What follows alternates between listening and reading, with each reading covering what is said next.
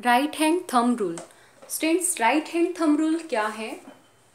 देखिए, right hand thumb rule से हम जब करंट की डायरेक्शन हमें पता हो तो मैग्नेटिक फील्ड लाइन की डायरेक्शन पता कर सकते हैं।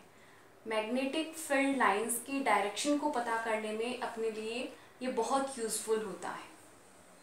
तो देखिए, राइट हैंड थंब रूल जो है वो मैक्सवेल ने दिया था और मैक्सवेल के रूल के अकॉर्डिंग इसमें कुछ सपोज करना है अपने को। जैसे मान लीजिए कि अपने राइट हैंड पे बेस्ड है, जैसा कि इसका नाम है राइट हैंड थंब रूल।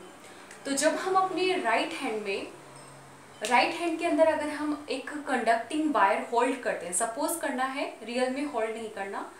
अगर हमने अपने राइट हैंड में एक वायर होल्ड किया है और अपने थंब की डायरेक्शन जो है वो अलोंग द वायर है, मतलब थंब और वायर की जो डायरेक्शन है वो सेम है, और अपनी जो फिंगर्स हैं वो इसकी चारों तरफ कर्व्ड हैं। यानी कि यहाँ पर भी आप देख सकते हैं कि राइट हैंड में एक वायर को स्ट्रेच किया जिसमें थंब की डायरेक्शन और वायर की डायरेक्शन दोनों की सेम डायरेक्शन है, thumb is along the wire, और इसके चारों तरफ अब ये जो फिंगर्स हैं वो कर्व्ड हैं यानी कि कर्ल्ड हैं।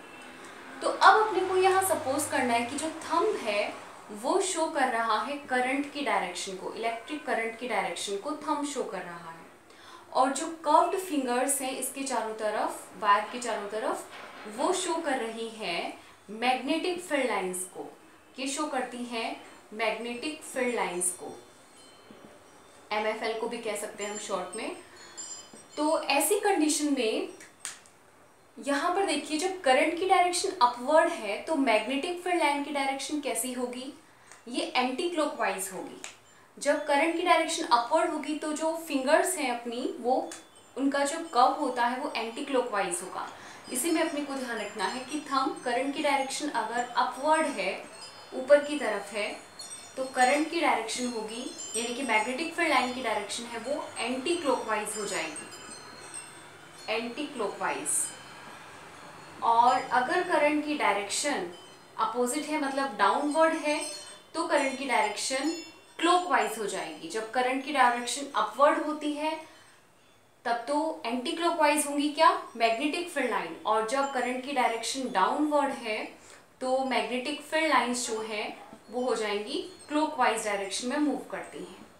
ओके स्टूडेंट्स, तो इसको, ये जो रूल है बहुत ही इजी रूल है, हम डेली लाइफ में भी इसको यूज़ करते हैं। जैसे मान लीजिए कि जब हम बॉटल का कैप होता है, इसको जब हम ओपन करते हैं तो उसको एंटी क्लॉकवाइज घुमाते हैं। बॉटल के कैप को एंटी क्लॉकवाइज घुमाने पर वो ऊपर आता है, इसका मूवमेंट ऊपर की तरफ है। तो करंट की डायरेक्शन ऊपर कब होती है? जब मैग्नेटिक फील्ड लाइन की डायरेक्शन एंटी क्लॉकवाइज हो। यहाँ पर हमें करंट से मैग्नेटिक फील्ड लाइन पता करना है, तो if current is upward then magnetic field lines are anti clockwise. और जब हमें क्लोज करना होता है इस लिड को, जब हम क्लोज करते हैं तो हमें इसको क्लॉकवाइज घुमाना होता है।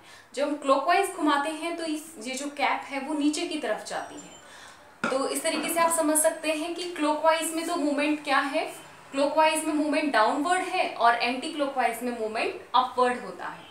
इसी रूल को कॉर्कस्क्रू रूल भी कहते हैं, corkscrew rule.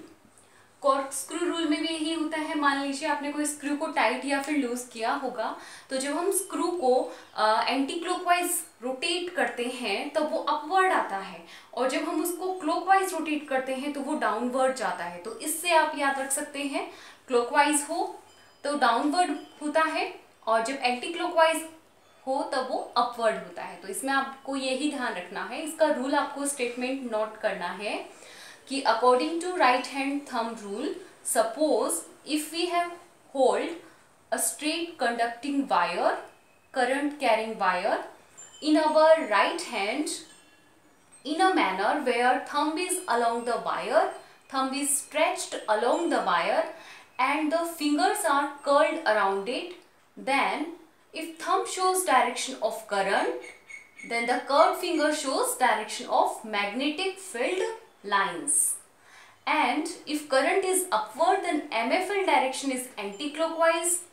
If the current is downward, then the MFL direction is clockwise. Okay students, तो यहाँ से आप इजीली याद रख सकते हैं what is right hand thumb rule. ये मैक्सवेल ने दिया था, इसको कॉर्कस्क्रू रूल भी कहते हैं। और इसका मेन नेम हो जाएगा राइट हैंड थंब रूल या फिर मैक्सवेल रूल या फिर कॉर्कस्क्रू रूल। ये तीनों नाम से आपको ध्यान रखना है।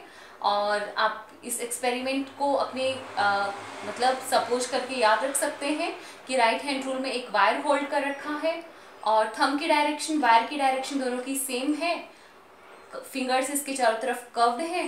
तो करंट अगर थंब को शो कर रहा है तो फिंगर्स जो होती हैं उनकी डायरेक्शन मैग्नेटिक फील्ड लाइन को शो करेंगी। करंट अपवर्ड है तो MFL एंटी क्लॉकवाइज, और अगर करंट डाउनवर्ड है तो मैग्नेटिक फील्ड लाइन की डायरेक्शन कैसी होगी, क्लॉकवाइज डायरेक्शन होगी।